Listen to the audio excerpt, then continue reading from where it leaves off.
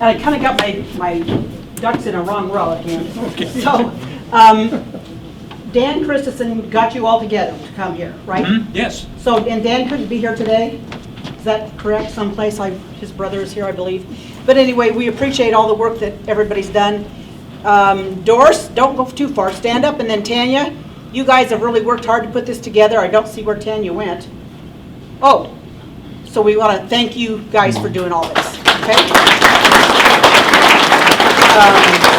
Any other, there is a calendar laying there. If any of you folks would like to volunteer to be at the museum sometimes, it's, Doris, tell the dates. Monday until the 31st of August. Right. Monday, Wednesday, or Friday from 1 to 4.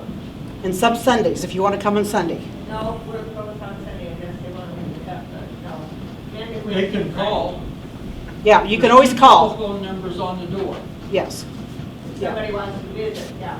Yeah, because we got lots of kind of neat things in there to see, and we always get other things too. And there's a room for each town in the county, right?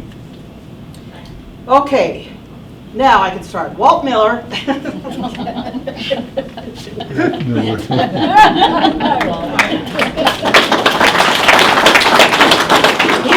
He's a historian with the Hastings Navy Ammunition Depot for 25 years. Yes. And you don't look a day over 50.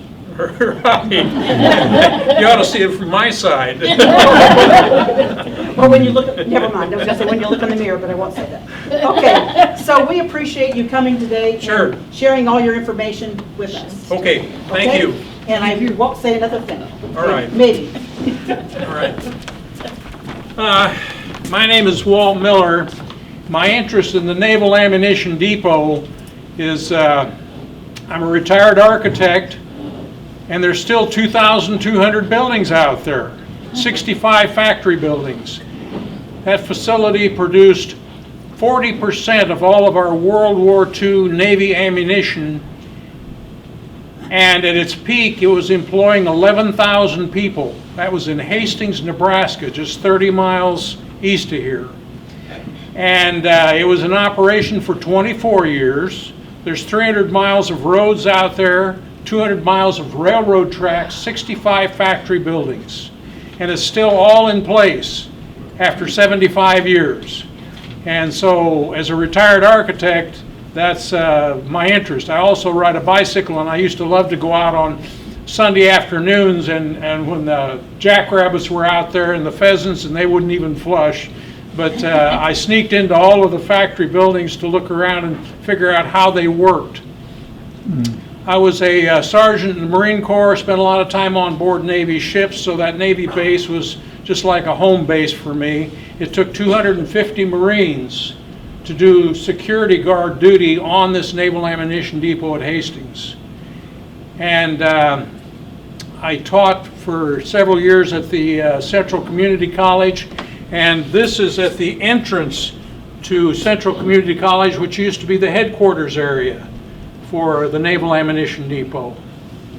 And I did a book several years ago that's available here, and also a DVD for anybody that, if you don't by the end of this, want to know more than you want to. And on the back wall back there are 3 maps, and I would encourage you to at least stop and take a look. One of them is all of the military facilities in Nebraska in World War II. The middle one is the Naval Ammunition Depot that covers 76 square miles, and they kicked 232 farm families off their farms for that. And the big one over there shows all of the buildings that are still out there today. And with that, Dave, I think we'll be ready to start.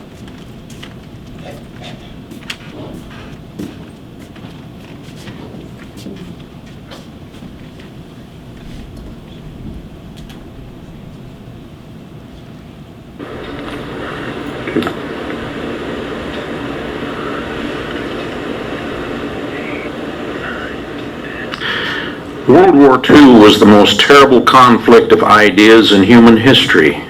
Before it was over, more than 60 million people had been killed. For 4 long years, the United States was embroiled in that war, and it affected the lives of every man, woman, and child on a daily basis. It united this nation like nothing ever has before. Before it was over, we had 17 million men in uniform to fight in foreign countries. Food, shelter, clothing, and manufactured goods were rationed to the citizens of this country who were working themselves to near exhaustion to provide the war materials needed. It was because of that war that a gigantic naval ammunition depot was built near Hastings, Nebraska, about 2 miles east on Highway 6. This was the main entrance for over 40 years, which many people can still remember. In the 1930s, prior to World War II, this is what the entrance to Hastings looked like on West Highway 6. In the background, the trees are in Lincoln Park.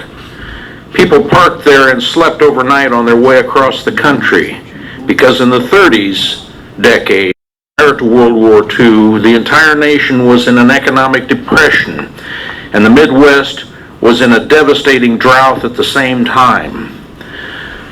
The topsoil blew like a black blizzard, creating dust drifts. For nearly 10 years, there were almost no farm crops in Clay and Adams counties. This is what a cornfield looked like back then. This was devastation to this agricultural area. Adams County had 40% unemployment. 10% of the people moved away. Hastings was becoming a ghost town, even though it was the 3rd largest city in the state. It was a hopeless time to live in this part of the country.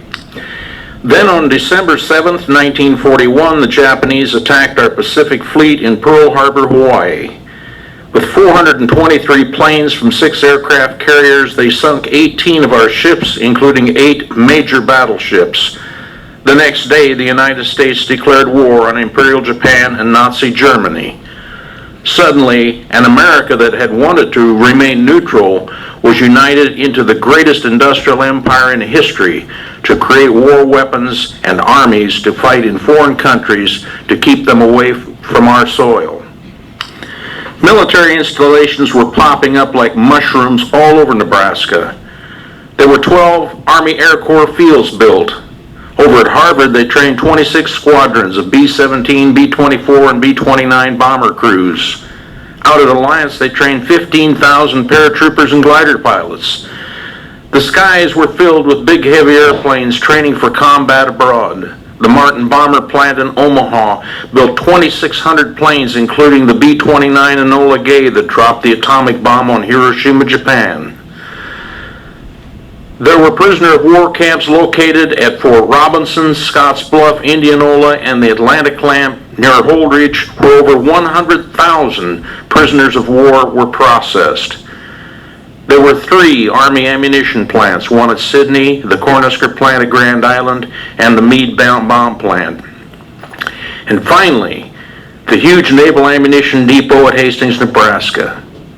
The economic influx of all this military activity pulled Nebraska out of the doldrums of drought and depression of the 1930s. Otherwise, we might look more like Wyoming than the Nebraska that we know today. We were suddenly fighting a 2-ocean war across the Pacific to Japan and across the Atlantic to Europe. This required 2 huge naval fleets, and the Navy brass decided that they wanted a centrally located naval ammunition plant that could produce ammunition for both fleets. They chose the location at Hastings, Nebraska, over 1,000 miles from the nearest ocean, but only 2 days by railroad to either coast. The transcontinental highways 6 and 281 crossed in Hastings. Also 3 railroads cross here. The Union Pacific to the west coast, the Burlington to the east coast, and the Missouri Pacific to the Gulf of Mexico. Nebraska's astronaut Clayton Anderson says you can see the huge naval ammunition depot from outer space. Today it's mostly grassland, contrasted by surrounding irrigated cornfields. In order to acquire the 76 square miles of land for this base, it was condemned by the government and taken away from 232 property owners. Many were evicted in 2 weeks after notification. The perimeter runs 13 miles along Highway 6, 10 miles south to Fairfield and follows the Union Pacific tracks back to the northwest. The function of this facility required 2,200 buildings in clusters over the 76 square miles of land. America already had 2 naval ammunition depots, one at Hawthorne, Nevada for the Pacific Fleet, one at Crane, Indiana for the Atlantic Fleet. Most of the Hastings NAD buildings would be duplicates of these existing structures. The vaults were limited to 500,000 pounds of explosives and spaced about 500 foot apart to avoid a chain reaction in case of an accidental explosion.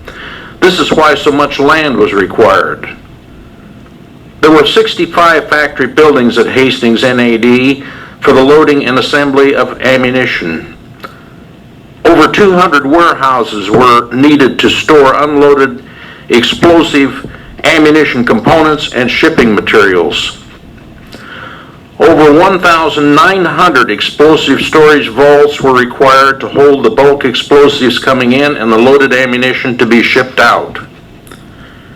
The Maximum Construction Company of Dayton, Ohio built the NAD. They put up this temporary structure 4 miles east on Highway 6 to oversee the project. They employed over 5,000 construction workers, about the same size crew that built Hoover Dam, and they poured more concrete here. The construction workers came from all over the country and lived in tents like these. Dilapidated old CCC barracks and over 1,000 mobile homes were pulled in. Most of these men had gone for 10 years with little or no work available, so now they were grateful for every hour they were paid. They worked up to 16 hours a day, 7 days a week. Many of the southern workers had never worn shoes before, and now they were exposed to a brutal Nebraska winter. Up to 8 of these explosive storage bunkers were being poured in a single day. In the wintertime, concrete had to be kept over 40 degrees while curing. So a huge tent had to be built over each unit with coal fires, heaters inside. These were brutal conditions for the construction of this facility. But in 1 year, they had it up and producing ammunition by July 4th, 1943, an absolutely miraculous accomplishment. Once the NAD was in operation, 3,500 civilian factory workers per day were going through this main gate past armed Marine guards. The 40-mile perimeter had a barbed wire security fence and patrol roads for Marines and Jeeps. The 3 factory areas were surrounded by these chain-link, night-lighted fences. These factory fences were also patrolled by Coast Guardmen with police dogs. Every civilian entering the NAD had to wear a photo ID security badge at all times. Nebraska had a population of only 1.3 million people and ended up with 140,000 men in uniform before the war was over. 1 out of every 5 men in this state was gone on military duty. As a result, there was a tremendous shortage of workers for physically demanding farm work. Of the 3,500 NAD factory workers, nearly half were women and many were older men. Now they could earn 74 cents an hour, 3 times the going rate for jobs in this area. Factory work areas were very dangerous. It was like working in a fireworks factory. The whole place could explode at any second. The air was full of explosive fumes. Workers had to keep their hair covered at all times and were not allowed to comb it because of the static electricity sparks that might cause an explosion. Because of the tremendous shortage of civilian employees, a battalion of 1,600 black sailors were sent to the NAD for the duration of the war. These young men between the ages of 18 and 25 years of age were from inner cities like Chicago and now found themselves in the rural, barren Midwest that they called Oatmeal, Nebraska. They hated every moment of their time here. In World War II, our military was completely segregated. Black sailors could not serve aboard ships, but only in land-based operations. The population of Hastings in 1942 was 15,000. A year later, it exploded to 23,000, a 50% increase.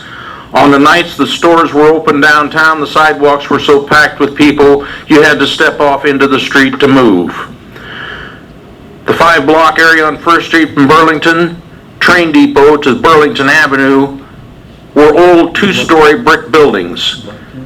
Nearly every storefront was rented out for bars and cafes, with gambling rooms in the back and brothels on the 2nd floor to accommodate the military men when they were off duty.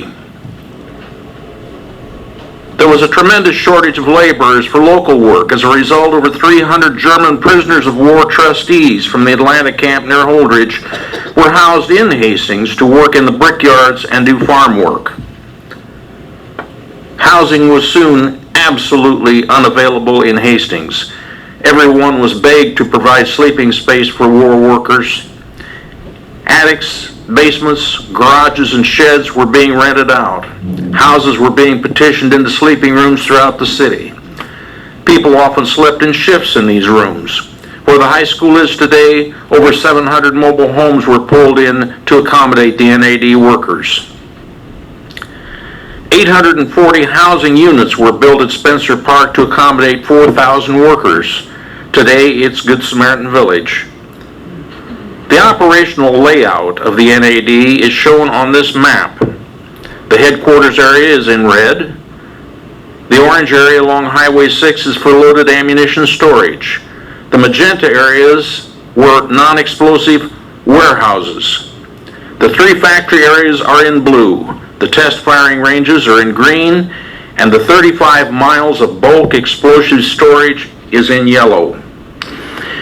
The NAD had over 200 miles of railroad track. 80 or more box cars of bulk explosives and components were arriving daily, and as many leaving with loaded ammunition. The box cars were moved around on the NAD by these 10 diesel switch engines. The NAD had over 300 miles of roads.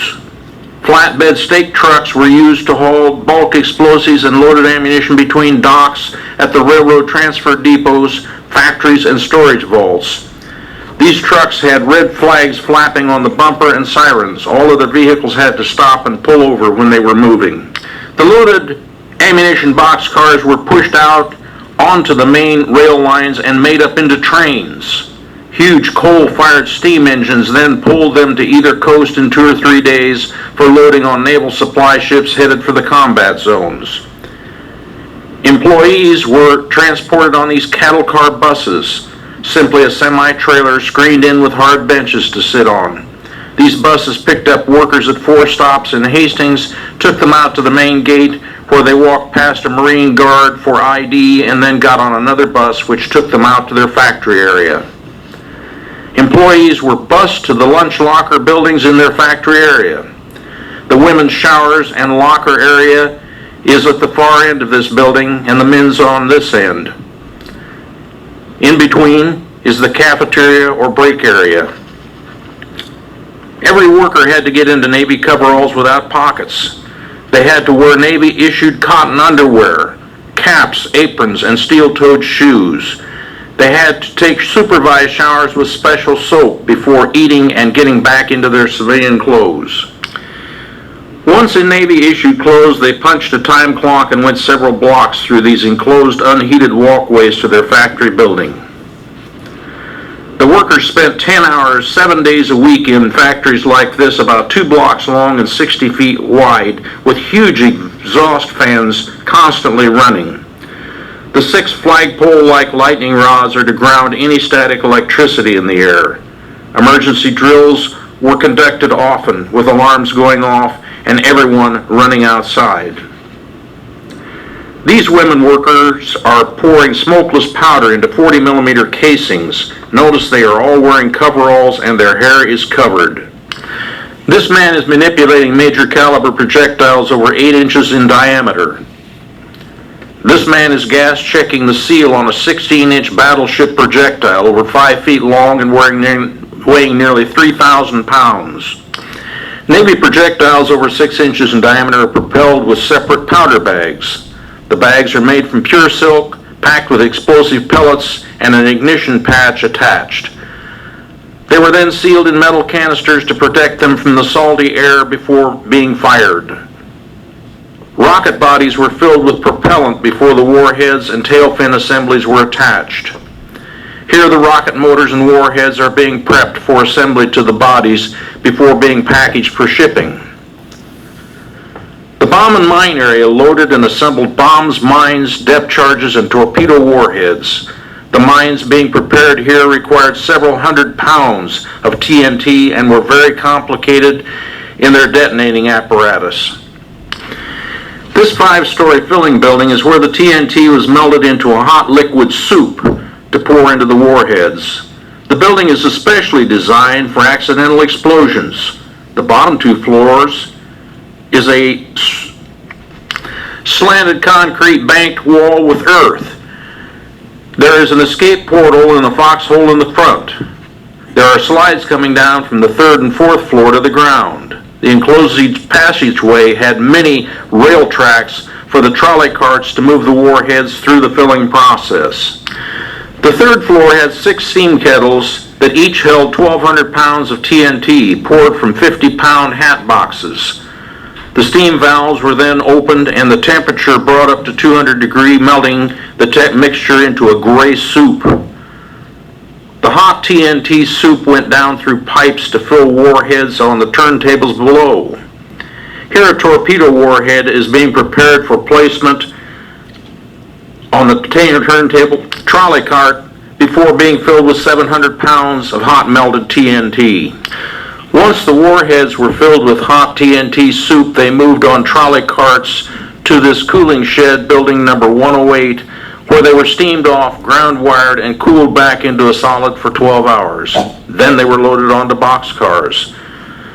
This 80 by 100 foot building was banked on all sides with slanted concrete earth embanked blast walls. On April 6, 1944, it disintegrated when over 100,000 pounds of TNT exploded. Notice the escape foxhole near the center of the picture. This is an aerial photograph of the blast site after the explosion. There was nothing left but a 15-foot hole in the ground. You can see the escape foxhole in the center of the debris. The explosion took place at 1:20 in the morning. 8 people were killed and 89 badly injured. Suddenly all the lights were out and people were being thrown into the air, screaming, bleeding, and dying in the pitch blackness. The 5 people named on this monument marker were completely vaporized in the explosion. No identifiable trace of them was found. 5 months later, at 9:15 in the morning, September 15, 1944, this transfer depot number 98 blew up when over 1 million pounds of explosives went off. This building was 500 foot long and designed to transfer explosive materials from rail cars to trucks. On each side is a 20-foot high earthen berm to direct the concussion of an accidental blast skyward. In the foreground is a foxhole to escape, if possible. The blast hole left a hole in the ground 500 foot long, 140 feet wide, and 30 foot deep. In the explosion, picture shown here, there are people and vehicles in the upper left to give some idea of the size of the explosion pit. This is an aerial photograph of the explosion site taken during the investigation. Note the blast area between the 2 long earthen berms. This is what the building looked like before the explosion. The Navy Court of Inquiry determined that a man loading depth charges into a boxcar with a 2-wheel cart dropped one down onto the tracks below. The depth bomb went off, then the boxcar, and 9 minutes later the entire building blew up.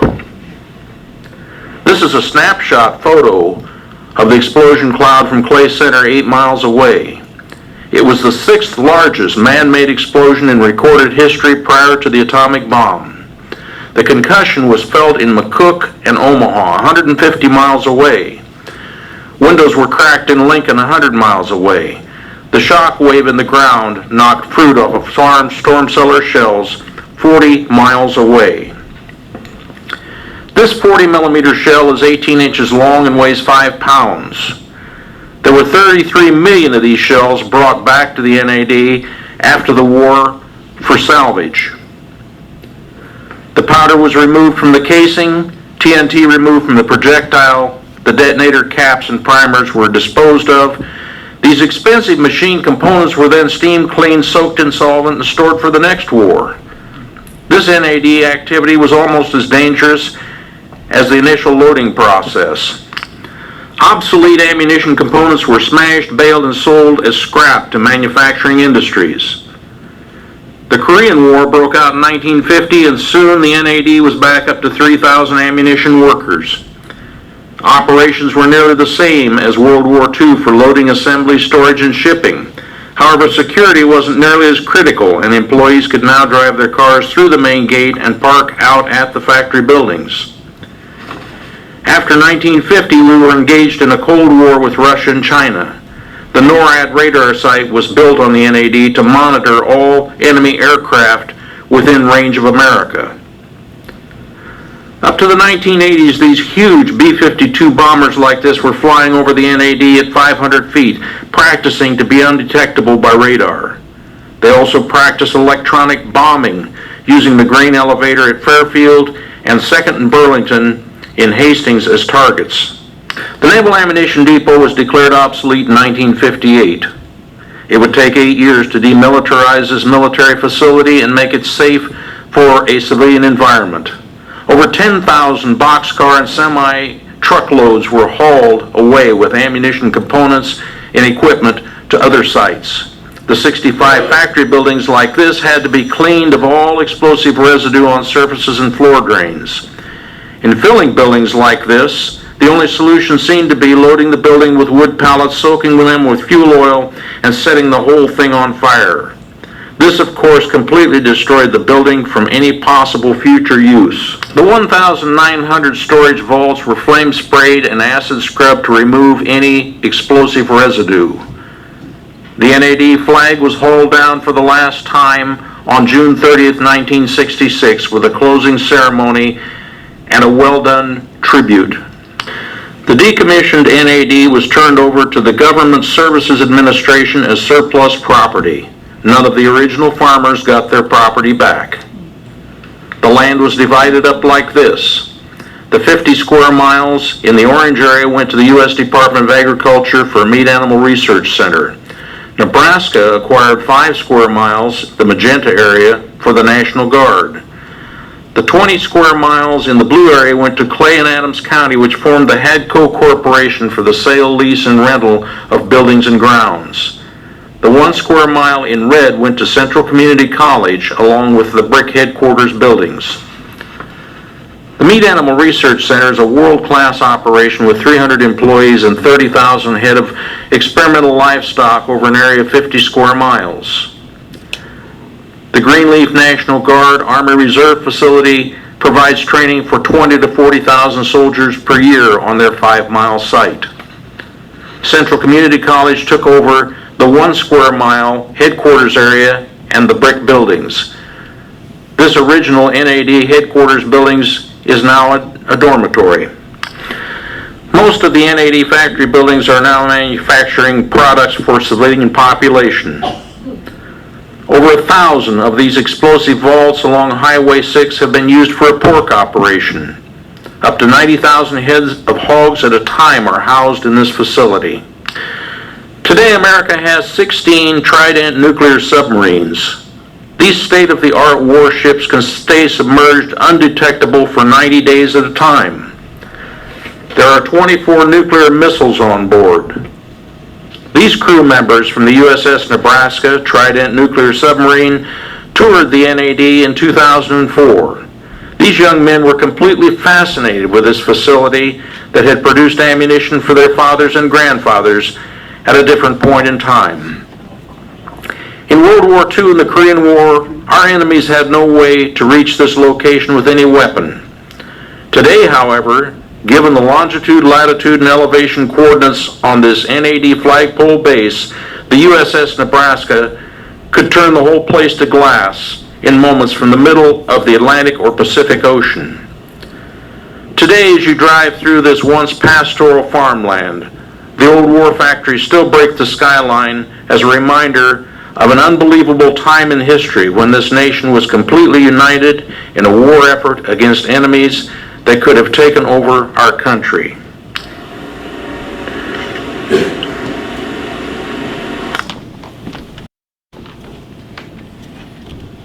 The trauma for Hastings, Nebraska, which was the third largest city in the state in 1945, Omaha, Lincoln, and then Hastings. Hastings has not grown by one person in 70 years because of the impact of this naval ammunition depot on Hastings. Parents told their kids during the war years, don't you dare go downtown after 6 o'clock at night. And because of the trauma of all of the military activity, all of 1st Street was for black sailors. 2nd and 3rd Street was for the airmen from Harvard that came in buses from Harvard 15 miles away. And there were times that there were riots. They took trucks with sandbag gun emplacements down on 1st Street. Marines had Browning automatic rifles and machine guns and quelched riots and potential riots down there. And this went on all those years during World War II and the Korean War. So as a result, like I say, instead of the 3rd largest city in the state now, Hastings is about 10th, and they haven't grown by one person as a reaction to this naval ammunition depot. I said it took 8 years to move all of the explosives and equipment and so on to other facilities from 1958 to 1966. And they would load everything up on trucks and take it to other military bases. Here in Minden, there was a semi-truck came through in October of 1953, just 3 months after the Korean War. It blew up just 2 or 3 miles west of here near Axtell, and it was carrying 36,000 pounds of bombs. And it blew a hole in the road, 50 foot, tore out 7 sections of railroad track, and 20 miles away it was damaging buildings. The truck driver, as he drove through Minden back then, looked in his rearview mirror and his rear wheels were on fire. And so he kept on going and drove it off in the ditch, and he and the assistant driver ran. Nobody was killed, but at any rate, that's typical of moving these explosives around. There were like 80 boxcars per day coming into Hastings with empty casings and shells and so on, plus the bulk explosives, and at least 80 boxcars per day were leaving. And this facility was producing 40% of our World War II Navy ammunition. Before you leave today, be sure and take a look at those maps back there, especially the 232 farm families. Harold Warp, that started Pioneer Village over here, had a farm down there, and he lost his farm, apparently to the POW facility in Holdridge. But they processed over 100,000 German prisoners of war over here in Holdridge, just 20 miles away from you guys. There were 23 sub-camps. You could go to your county agent and you could hire these German POWs for 10 cents an hour to pick corn, to shock wheat or whatever it was you wanted done. These German POWs, 100,000 of them processed there in Holdridge. Glenn Thompson wrote a wonderful book. It's available through the Phelps County Museum over there. And at any rate, if you were a German POW, it was 1,500 miles to the nearest coast if you didn't speak the language, and then it was 3,500 miles across an ocean. So there were no real escapees from the Holdridge camp in all the years that it was open. Many of those German POWs came back, like Kimmel Orchard, and he was picking apples as a POW and came back and bought the camp. The Foban brothers had a diesel shop in Hastings. But our history of World War II in this area is just overwhelming. There were 12 airfields in Nebraska, and the people that lost their farms out here, like Harold Warp and all these people, like 232 families lost farms for the Naval Ammunition Depot, and the 12 airfields, he's lost 4 or 5 square miles of land. All they got was $58 an acre for their land. Today that land is going for $8,000 to $10,000 an acre. And the history of World War II, the Korean War, and even Vietnam is just overwhelming. The reason that this facility was shut down in '58, just a year or two before Vietnam, is so well built that it is not cost effective to tear down the buildings. If you were going to pour a new sidewalk or a new driveway at your house, it would be 6-sack concrete mix. This is all 10-sack mix, Navy specifications, and it's so tough and hard that a jackhammer just sort of dances around. So it's not cost effective to tear down any of these buildings. That's why they're still all out there. Any of you at any time can go out there, and it's got good paved roads, and you can drive around out there on a weekend or something like that and see what's going on. 90,000 head of hogs, and our governor has got several facilities out there as well. But with that, I'm going to stop, and I'm going to ask if anybody's got any questions at all that I might be able to answer. How many people worked out there? Do we have anybody that worked out there? My mother did. This man just handed me a pair of pliers. Everything in all those 65 factories had to be spark-proof. Copper, aluminum, and so on. This is beryllium. This is a beryllium tool, kind of a greenish-looking metal. And all the employees out there, of which there were 11,000 employees in the peak years, whenever they were involved in any of the assembly of these things, they had to use these beryllium tools for all of this stuff. How'd you get that, Mr. Brewer? I bought it at an auction somewhere around Minden. really- Another bit of trivia, I had a former student that had a grandparent was one of those that they never found any, it just, Yeah. like, They have a good monument marker out there, and they have the names of those people that are on there. And for 2 weeks, they looked for any body part identifiable. There was absolutely nothing. There was nothing identifiable after that one explosion. Go ahead. Here's a question back here, Walt. I was told that the dirt that covered all the mounds was brought up from Texas. Yes. Tell me a little about that. Okay. The dirt on top of the concrete bunkers is 2 foot deep. It comes from down in Texas, and it's called califachi. And it's very, very good as far as holding moisture and feeding grass roots and so on. And so they brought that dirt up here from Texas and put it on 2 foot of it on top of all of the explosive bunkers. And here in Nebraska, as you know, we have clay and sand. All that dirt would have been gone in 1 year. But as a result, it's been there for 75 years, so it was worth the effort to bring this califachi up from Texas and put it on top of these bunkers. And it's still there today growing grass. That's not for camouflage. If you stopped and thought about it, at sundown when the sun's going down, the shadow that each one of those was throwing would have been a perfect target. So being here in the Midwest like this, there was just nothing that any country in World War II had that could reach this facility. I'm from Texas. What part of Texas did that dirt come from? Somewhere I've seen the name of the town, but at any rate, it's from down there in Texas. That's all I know. Okay. And it's called califachi. That's where the engineers talk about it. Thank you.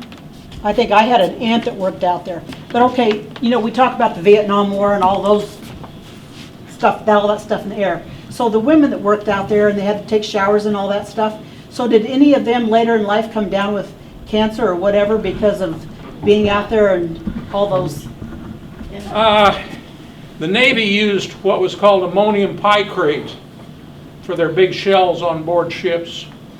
And ammonium picrate is a yellow-looking stuff. And it's as fine as flour that you use in a kitchen. And for people that were out there working with it, breathing it in, it turned their hair yellow, their eyeballs and their skin yellow, and people catching a bus in downtown Hastings, there they were with orange, yellow hair and eyeballs and so on. But I don't think I've ever heard of any medical issues that came from that Later on in life. later on in life. But there may have been other things that caused that, but at least what they loaded into the Navy shells, the ammonium picrate called Yellow D, didn't seem to bother anybody. But the people hated the look, and they didn't want to do that.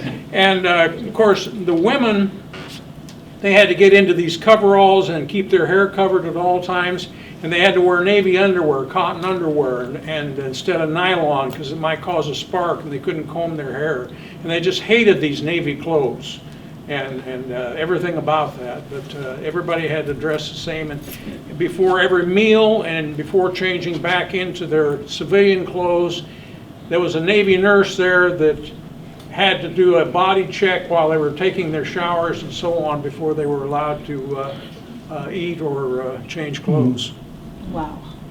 So 75 cents an hour. 74 cents an hour, that was 3 times the amount that was being paid if you could even find a job, which was 25 cents an hour in 1940. No. Do you have a question? Little bit of trivia. It took 2.5 minutes for that sound. Once that bomb went off, 2.5 minutes for it to get to Minden.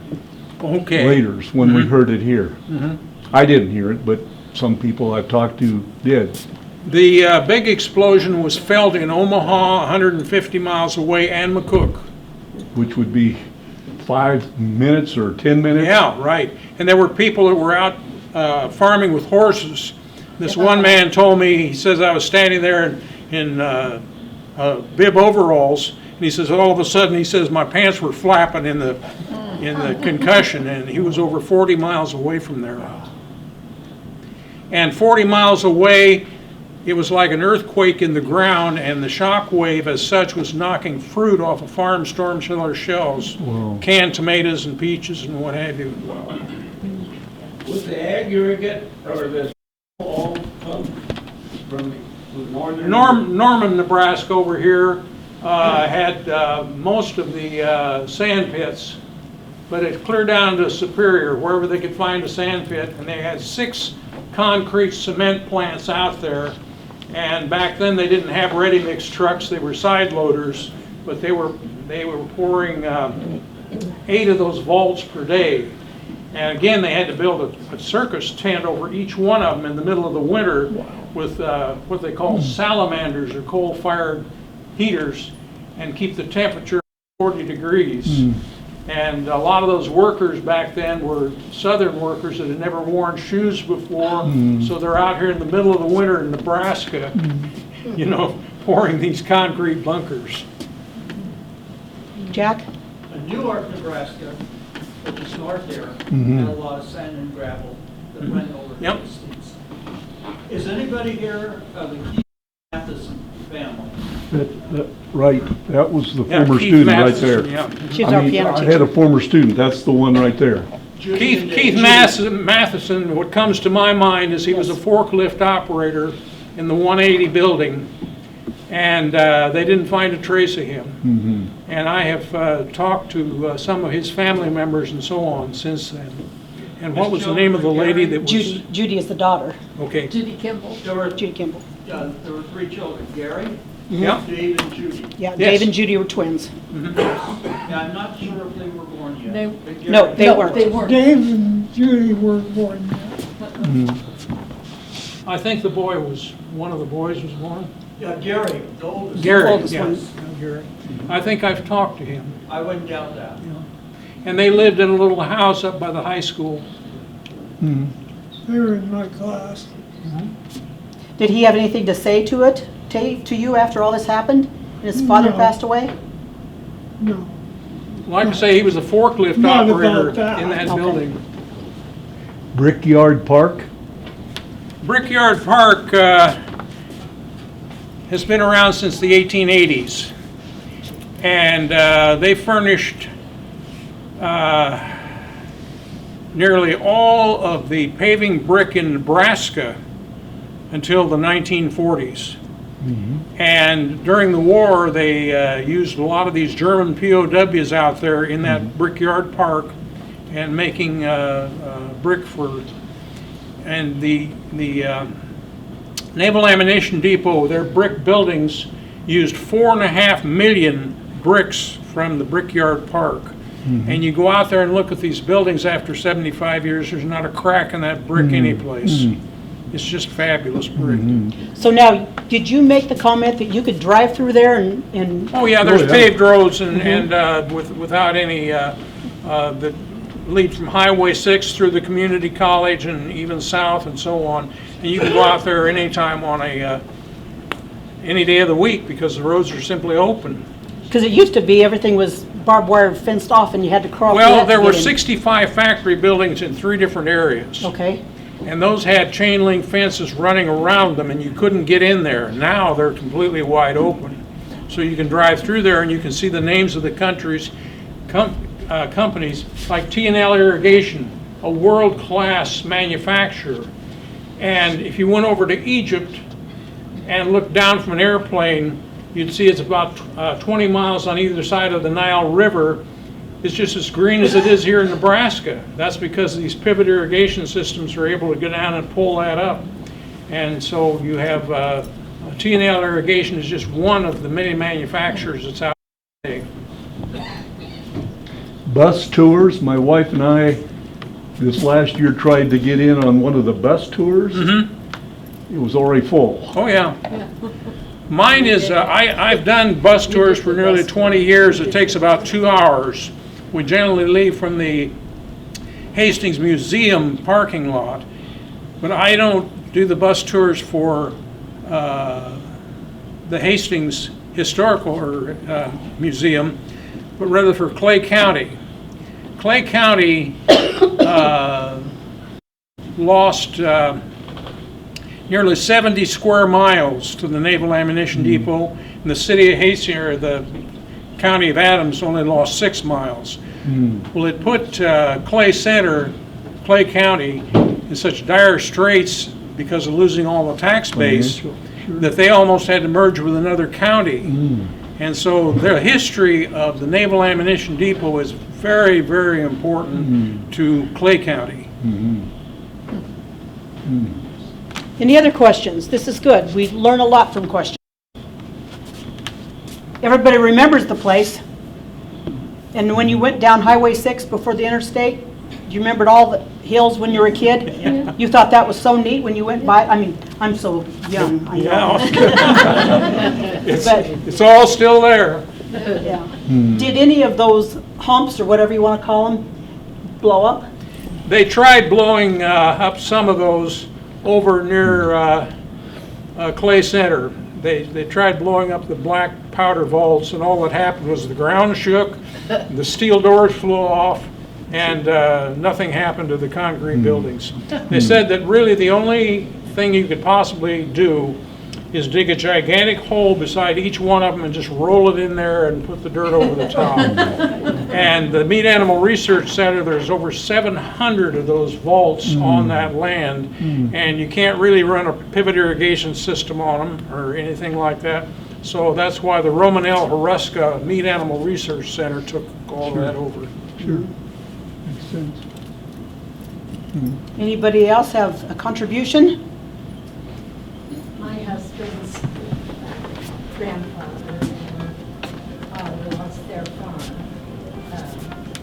farm. By all means, take a look at the 3 pictures on the wall over there, and the one over there on the farthest left is a 1938 map showing the names of all the land farmers and so on, and some of these people, they were all notified by the U.S. Department of Defense and the War Powers Act and the right of eminent domain, and some of them had only 2 weeks to leave, and they received an average price of $58 an acre.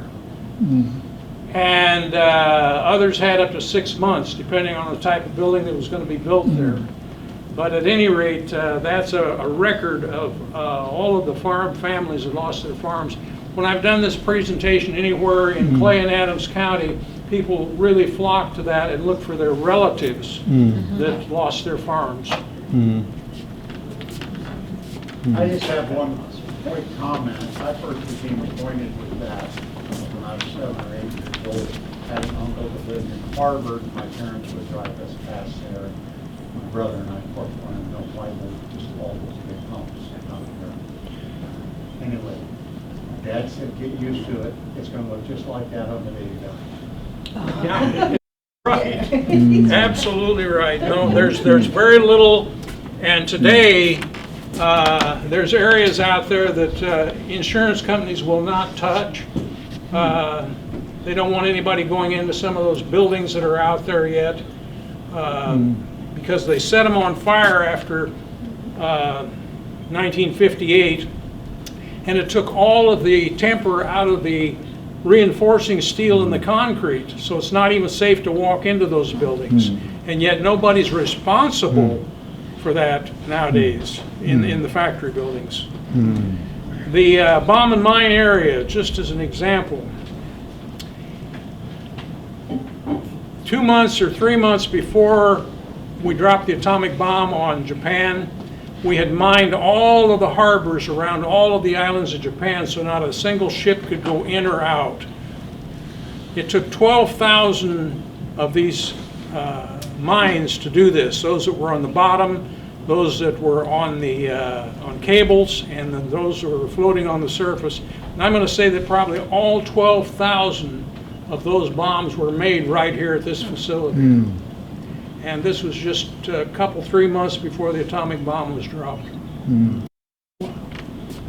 Yes? Is this the only facility like this in the United States? No, McAllister, Oklahoma is still open today, and Hawthorne, Nevada, and Crane, Indiana.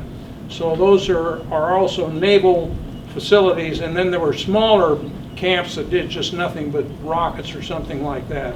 But the three big ones were Crane, Indiana for the Pacific or Atlantic Fleet, Hawthorne, Nevada for the Pacific Fleet, and notice that they're 300 miles inland so that they can't be attacked from the sea.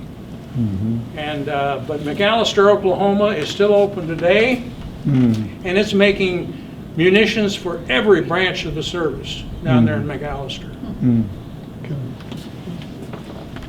There's another arm. Yes? So you said like no one's responsible for those old factory buildings?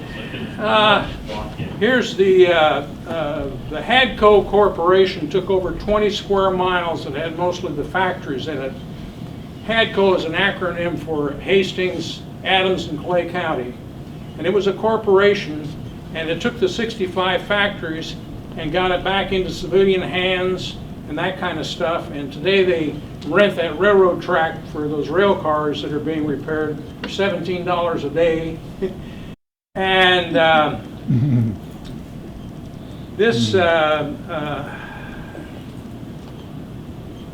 this facility that's out there right now, through the Hadco Corporation, if you got a building or something like that, most of them went back into the farmland. If you have one of those factory buildings sitting there, again, an insurance company will not insure that. And so as a result, if you had a farm with one of those sitting on there, you would simply close that off as best you can and keep people from trespassing in there to protect you from the insurance problems. And of course, the other thing is the cost effectiveness of trying to tear one of those buildings down and clean it up is overwhelming. And so it is just a state of limbo right now. Yeah. Yes? Well, there was the ammunition, plant at Grand Island. What was the difference between the two areas? Grand Island was an Army plant that made artillery shells and bombs. And it was open till 2001. And the Army and the Navy never see eye to eye on anything, never. And as a result, here in Nebraska, you've got Sidney, Grand Island, and Meade are Army ammunition plants. And this one here is a Navy ammunition plant. And this one was placed here because it's right in the middle of the country between the two coasts and the Gulf of Mexico. Does Grand Island have the big bunker things then too? Grand Island's had a few bunkers, but most of the time they sent it out to Sydney. Instead of having 1,900 of these vaults there, most of their storage was out there at Sydney, Nebraska, and just enough for, we'll say, a month's activities in Grand Island. But they were open in Grand Island until 2001. About a third of the size, 25 square miles. Anybody else? Oh, go ahead, go ahead. This facility is one of the top 10 in the nation. We're a total of 9,000 military operations in America in World War II, and 3,000 are still being cleaned up, and this facility in Hastings is one of the top 10. There are 6 Superfund areas out there where the contaminants are leaching down into the water table and are still contaminated to this day. I went to a Corps of Engineers meeting. They said it'll be another 30 years before they get it cleaned up. Get this site cleaned up? This one? No, they said it'll be another 30 years before they can clean it and get it cleaned up. This one? Yeah. Ah. What's that doing to our groundwater? Yeah. And it's some of the best farmland in the world. Yeah. Dead flat. It's got 6 inches of black dirt that blew in, and the water table's down about 100 feet, and some of the finest farmland in the world, and it's just not accessible. And they're not gonna put, hurry up? No, the Meat Animal Research Center is perfectly content to have 30,000 head of livestock and government cowboys on horseback. And that's the way things stand today. Is there information on the bus tours? You can phone the Clay County Historical Society and Clay Center. That's the ones that I do. Okay. And then Hastings has a combined bus tour that they do of the city of Hastings, Adams County, and the Naval Ammunition Depot. So just phone the Hastings Museum or else the Clay County Historical Society. Anybody else? Well, do you have a question back there? If you don't already know more about the NAD than you want to, I've got these books that are $26.70 with the tax, and the DVD, which is about twice as long as the one you saw, for $17, and they'll be available afterwards if you're interested. What's nice about those is after you've listened to the tape and listened to him talk, how many things do you remember? And you can always go back through a book and a little bit of advertisement here. And we do want to thank, Carolyn, there you are, and there he is. Dave, for always letting us use their facility, rent their facility, whatever, because this is just a nice place to have it. We used to try to have it at different places. This is perfect.